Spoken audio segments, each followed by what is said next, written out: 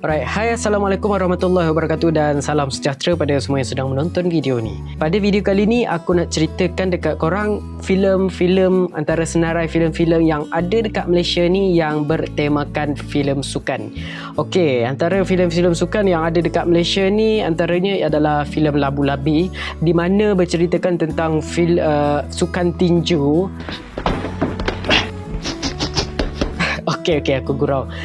Okey, kali ni serius. Okey, yang pertama sekali contoh filem Suatu Ketika yang ditayangkan pada tahun 2019 macam tu. Cerita dia berkisarkan tentang satu pasukan bola yang berada di sekolah kampung yang nak berlawan dengan satu pasukan bola sekolah British. Itulah dia macam kejohanan kecil macam tu. Dan yang seterusnya adalah filem Olah Bola di mana filem tu ditayangkan pada sekitar tahun 2016. Dia bercerita tentang kegemilangan pada bola sepak kebangsaan Malaysia waktu tu sewaktu dia berjaya masuk ke Sukan Olimpik Moskow pada 1980. Jadi latar belakang dia sekitar tahun 80-an lah macam tu. Seterusnya filem yang bertemakan tentang sukan adalah filem Jejak Warrior. Filem Jejak Warrior ni ditayangkan pada sekitar 2015. Secara keseluruhannya cerita ni dia cerita berkenaan pasukan Kelantan.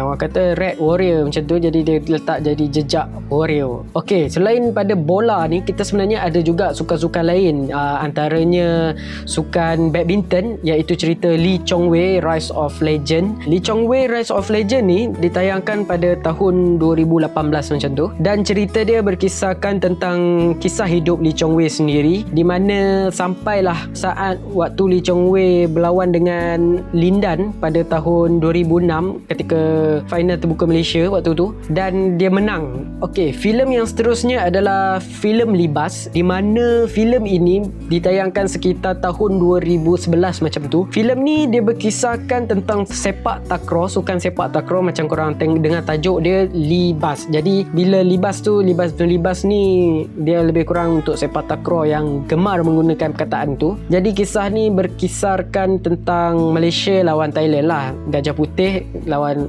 maksudnya siapa lagi hebat antara Malaysia dengan Thailand. Filem yang aku nak share dekat korang yang seterusnya adalah filem Eye on the Ball. Filem Eye on the Ball ni sepatutnya ditayangkan dekat wayang juga, tapi disebabkan pandemik COVID-19 ni dia ditayangkan di Astrofirst pada 2020 iaitu 20 hari bulan Ogos 2020, baru-baru ni saja. Dia adalah filem dokumentari iaitu berkisahkan tentang pasukan bola sepak buta kebangsaan Malaysia dan perjalanan diorang untuk sertai Sukan Para ASEAN pada 2017. Jadi dokumentari ni dia berkisahkan tentang macam mana diorang digelarkan harimau buta dan dia akan perincikan kepada 4 individu utama lah, iaitu pemain asri, iaitu Kecot, Roland dan juga jurulatih diorang iaitu Sani Shaleh. Diorang dapat emas untuk Sukan Para ASEAN pada tahun 2015. Jadi diorang harapkan supaya diorang dapat lagi kekalkan kejuaraan tu pada Sukan Para ASEAN 2017 dan untuk melayakkan diorang ke kejohanan bola sepak dunia buta. Okey, antara filem lain yang berkisahkan tentang sukan juga adalah filem Gol dan Gincu. Sasah nama pun Gol dan Gincu tu dia mesti ada perempuan dalam tu. Gol dan Gincu ni dia ada drama dia dan dia ada sequel dia.